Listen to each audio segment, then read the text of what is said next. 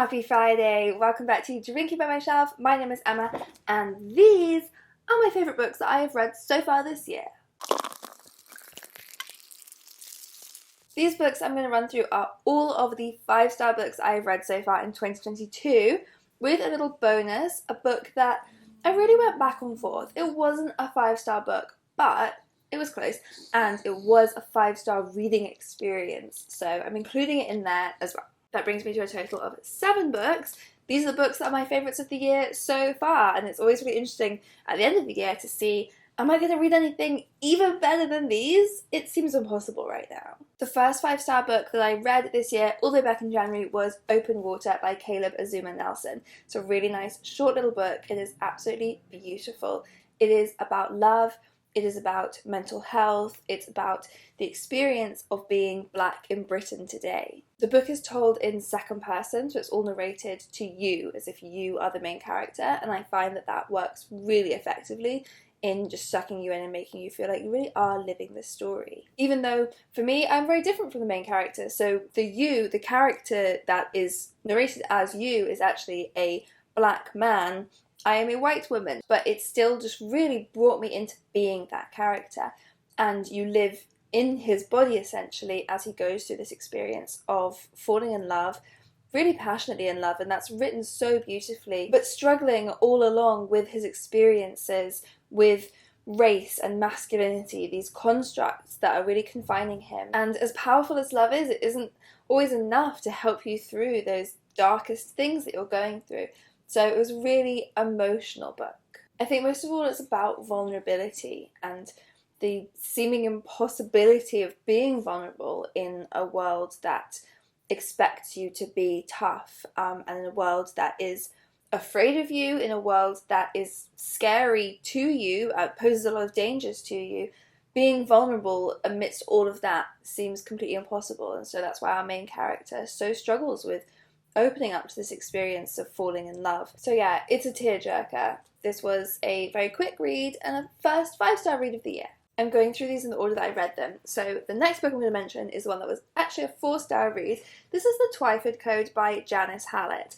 And this one I buddy read along with Raph, my girlfriend. It's written by Janice Hallett, the author of The Appeal, and I just love her books. They're so fun. They're so interactive. So in this one, you are kind of put in the position of being a detective. And what has happened is these recordings have been found. So you've got these transcripts of voice notes recorded onto an iPhone. And so reading the book, you read through the transcripts, and there's this absolutely wild storyline going on based on Enid Blyton. So there's this character, what's her name? Edith Twyford, I think, who is essentially Enid Blyton. She's that kind of writer from the past. And the main character sort of uncovered this conspiracy. It turns out that maybe Edith Twyford was setting codes throughout her books. They weren't just about jolly schoolboys at boarding school. She was actually writing a message, and he sets off to try and uncover this message. And there are a ton of twists and turns along the way, and not all of them make sense.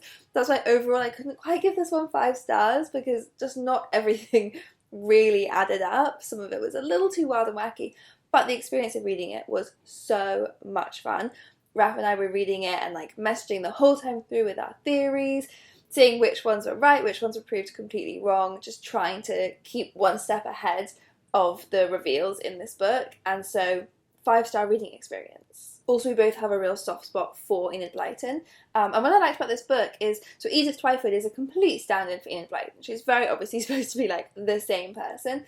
And so included in that, the book does acknowledge that Edith Twyford / Enid Blyton does have a lot of stuff in her books that today doesn't sit well, and that's built into the story pretty well. So the book is really like a love letter to Enid Blyton as well as a critique of Enid Blyton, and then adds in this amazing alternate storyline for what could have been maybe going on. Okay, back to my 5-star reads, and you are going to recognise the next 3, because the next 3 were all on the Women's Prize long list, and they were all 5 stars. It was a great list. So The Paper Palace is one that didn't make it onto the shortlist, but I loved this book. I think it deserved a spot.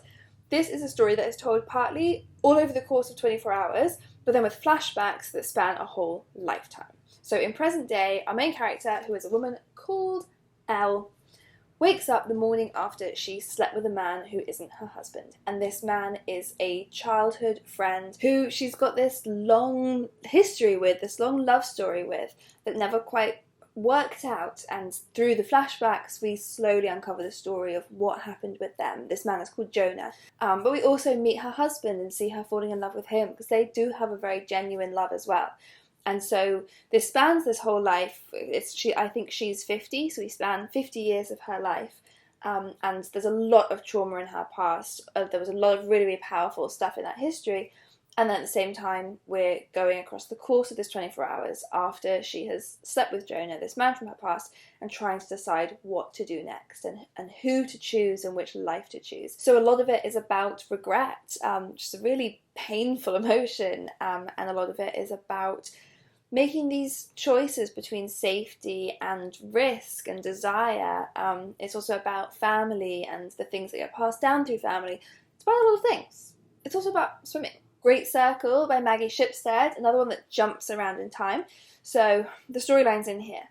In the 50s, there was a pilot, this is all fictional, in the book, there's a pilot called Marion Graves, who in 1950 set off to fly around the world, but she didn't quite make it. She nearly did and then went missing and was never found. So that story was then turned into a book, which is now being adapted into a film, and so the other storyline that we follow is that of Hadley, who is a young Hollywood actress who is going to be playing Marion in the movie. So we get to follow this story through the original diary that Marion wrote, through the book that was adapted, and then through the making of this film. And so a lot of what I loved about this book is it's really about the stories that we tell and the different interpretations that we put onto the stories that we tell. And so uncovering the difference between the life somebody led versus the story that we want to tell about that person's life. And on top of that, it's just an incredible sweeping story that spans a really long time ago, all the way back to meeting Marion's grandparents, I think it is where it starts. And so we go through the decades and across the world, and it's just joyful to read about. And the last Women's Prize one was Sorrow and Bliss by Meg Mason, another 5-star read.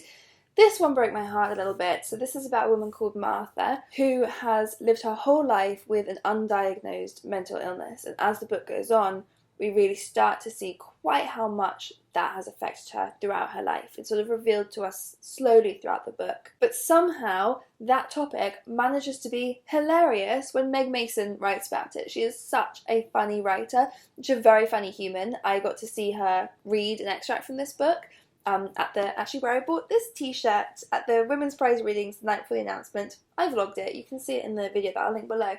She's hilarious, and so I found this book really, really funny when I read it, but then hearing her read an extract, it gave it a whole new layer of just quite how witty she is. So I would recommend following her around if ever you see that she's doing a book tour near you. She was great. So this book is laugh out loud funny and also heartbreaking. It's about mental illness, and it's about what having a diagnosis or not having a diagnosis can mean.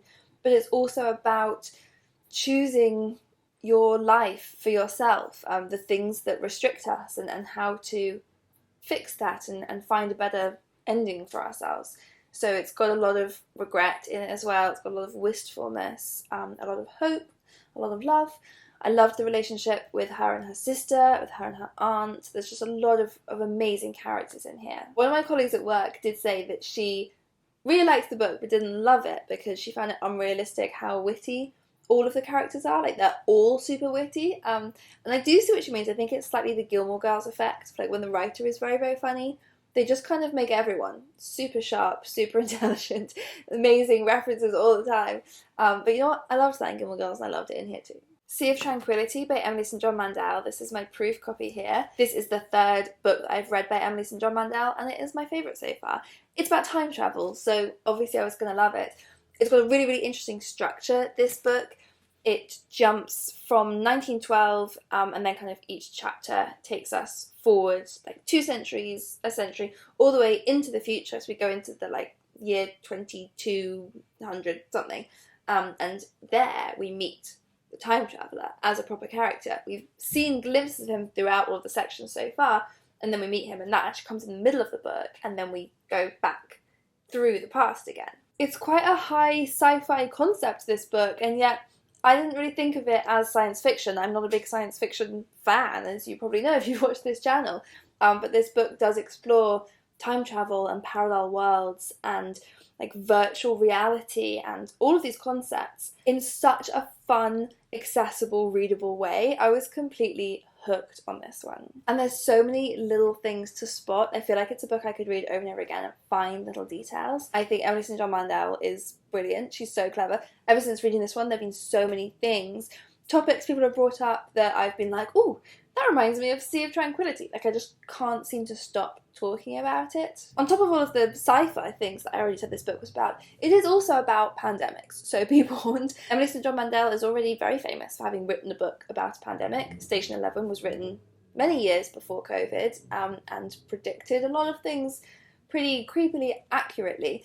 In this book, there is a character called Olive Llewellyn, who is a writer who wrote a book about a pandemic. So it's basically like a stand-in for Emily St. John Mandel, only she lives in the future and she lives on the moon. And she ends up going on a book tour talking about her pandemic novel while a real-life pandemic is going on. So pandemics do become a recurring theme throughout the book as well. I feel like I'm just about ready again to start reading about that topic. Not everyone will, so I thought I would warn you. But I thought it was done really, really well in this book. Everything about this book is so clever. Honestly, I loved it. I feel like it's such a hard book to sell because it's so hard to explain, but so easy to read. So I don't really know how to convince you to pick it up. I just really think that you should. Is that enough? Can you trust me on that? And then finally, the most recent 5-star book that I read, that I just finished less than a week ago, is Everything You Ever Wanted by Luiza Sauma. This book is about a woman called Iris who is like super fed up of her job. She's a millennial woman living in London. Everything is awful. She's also very depressed. And all of that is written with this kind of bleak, dark humour. But then she discovers a program sending people to Nyx, which is a planet that's like in another dimension. You can only get there through a wormhole in the Pacific Ocean. And they are setting up a reality TV show where they're going to send a bunch of people to Nyx. It's super expensive mission, and so it is a one-way ticket. They cannot ever come back to Earth, but they will be filmed there and will become the subject of a reality show called Life on Nyx. And they won't be able to have any contact with their friends and family on Earth, so it's completely saying goodbye to their life. And Iris is like, great, sign me up, that's where I'm going to go. So the book is partly about her life in London leading up to this decision, and then the second half is set on Nyx, 8 years into the future after she arrived. And suddenly it stops being funny in the second half and just becomes crushingly sad. We do learn throughout the first half a lot of things in Iris's past, the fact that she has had suicidal thoughts for a long time. She did have a suicide attempt when she was younger. We learn that her father died by suicide and that her relationship with her mother is incredibly strained ever since this. Her relationship with her sister is really lovely to read about. She's got a much younger sister, younger half-sister, and they are just starting to reach that point where they can really bond and form that like amazing sister relationship, just as Iris chooses to go to Nyx, and so they're kind of wrenched apart. And the people left on Earth view going to Nyx as a form of suicide, and so that's really what the book is about. It's about suicide. It's about choosing to end a life and choosing to say goodbye to everyone back home. But it's not entirely about that, because Iris doesn't necessarily see going to Nyx as ending her life, because from her perspective, she's going out there to make a new life, and it's about the hopes there and what happens to those hopes. And it's also kind of about asking, what is a life? What makes a life worth living? It's got a very interesting ending that I wasn't expecting, that a lot of people didn't like. A lot of people will get very annoyed by the ending. I really liked it because I had in my mind a few different ways the book could end, and none of them were this. But it's, you know, if you're someone who wants all of your questions answered, then you won't like it. It's a lot of questions that don't get answered, and I do kind of want to track down Luiza Sauma and ask her all of my questions. Funny enough, my questions aren't about what happened at the end. I just have way more questions about like the reality TV show, and there's just loads of like little details I want to know about the social media aspect that she runs from Nyx. I want to know if Luiza Sauma has all these answers in her head, so I'm going to have to ask her. So these were my 7 favourite books so far that I've read in 2022. And it was only after putting this list together that I realised something kind of cute, kind of embarrassing, kind of soppy. I don't know what you're going to make of this, kind of cringe. This was a book that my girlfriend recommended to me and lent me her copy of. This was a book that I buddy read with my girlfriend. This was the first book that my girlfriend ever recommended to me the first night we started talking at a party. This, I think, was the first book my girlfriend ever bought me. These two were also books that my girlfriend bought me. They were some of her favourites of the year last year, and so when Waterstones were doing that hardback sale, we went there and she bought me these. And this one I definitely would have read anyway because we published it at the company where I work, but my girlfriend was reading it while we were together and she kept saying how much she loved it and thought that I should read it. So I did. So in conclusion, every single book that I have really loved this year has all been linked in some way to my girlfriend. Is that a cute thing? Is that an embarrassing thing? At this point, I don't know. If you think it's a good thing, watch this space because I am currently making a video called Reading Books that my girlfriend recommended to me, where I made a list of a bunch of books. Ref recommends me books all the time, and as you can see, she tends to recommend me books that I like. And so I've been vlogging reading books that she recommended. I don't know when I'll post that one because I've still got a lot of books to get through, but watch this space for the Raf Recommends video. And let me know in the comments below which were your favourite books of the year so far, anything that you think I should read.